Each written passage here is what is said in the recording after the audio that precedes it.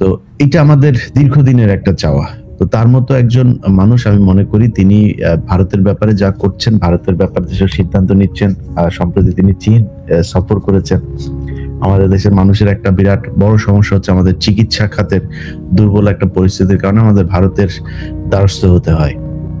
সেটা নিয়েও ভারত যেভাবে তাদের আমাদেরকে তুচ্ছ তাচ্ছিল্য করে কথাবার্তা বলে, এতে মনে হয় যেন তারা আমাদেরকে ভিক্ষা দিচ্ছেন। আমার দেশের মানুষ তাদের ওইখানে যায়, তাদেরকে ডলার দিয়ে আসে।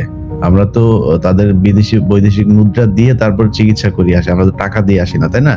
যেটা কিনা প্রতিটা দেশে চায় যে তার দেশের জিনিস মানুষ কিনুক, তার দেশে মানুষ ভ্রমণ করতে যাক, চিকিৎসা নিতে যাক, এটা মানুষ চায়, বিজ্ঞাপন দেয় এটার জন্য। অথচ আমাদের দেশের মানুষ তারা এখানে যাচ্ছে, মনে হচ্ছে যেন তারা আমাদেরকে ভিক্ষা দিচ্ছে। তো এইটার ক্ষেত্রে তিনি চীনের সাথে একটা বড় করেছেন, উত্তরবঙ্গে একটা স্বাস্থ্য পল্লী করতে চাচ্ছেন, যেটা দিয়ে বাংলাদেশের মানুষ সেখানে যা চিকিৎসা নিতে পারবে।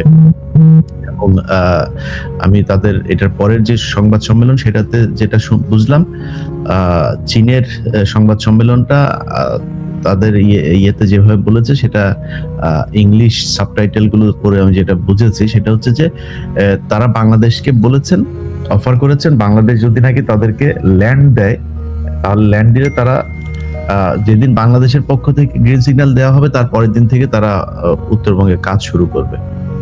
এরপরে তিস্তা প্রকল্প 50 বছরের একটা চেয়েছে বাংলাদেশ সরকার তাদের কাছে।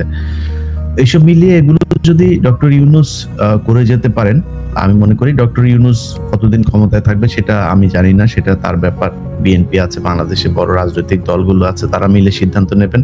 তো যতদিনই থাকুক আমি মনে করি যে ডক্টর ইউনূসকে দীর্ঘ সময়ের জন্য কাটানো দরকার। সেটা হতে পারে প্রধান উপদেষ্টা হিসেবে, সেটা হতে পারে প্রেসিডেন্ট হিসেবে, প্রধানমন্ত্রী হিসেবে,